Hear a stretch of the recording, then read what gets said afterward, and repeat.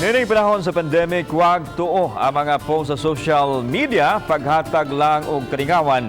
Ang uban ini mag-trending yun. Sama na lang nining batanon nga taga Guadalupe sa Cebu City nga usa sa video niya nga nag-trending ang pagdemo niya sa steps sa pambata nga kanta. Ang report ni Femery Dumabo. Banana, banana, banana, banana, fruit salad, fruit salad.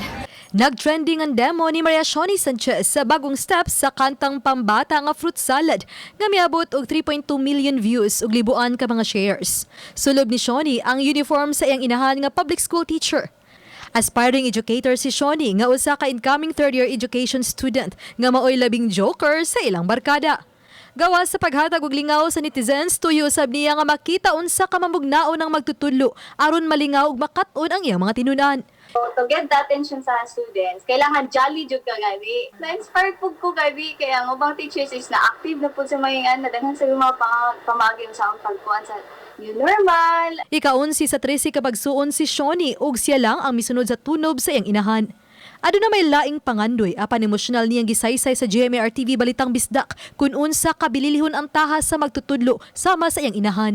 Sunod ako sa footsteps sa ni mama, dahil kay akong anak sad, pagpa-enroll, nagtuo ko nga laing nga course kay iyang entire family gyud namo, proud gyud namo siya kaayo. Trending usab kining lain pa niyang mga videos online, naghatag lingaw og pawala sa kakapoy bisa na sa mga overseas Filipino workers. Hey, sir.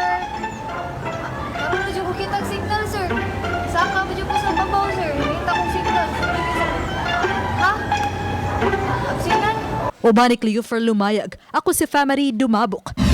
Balitang Bisdak.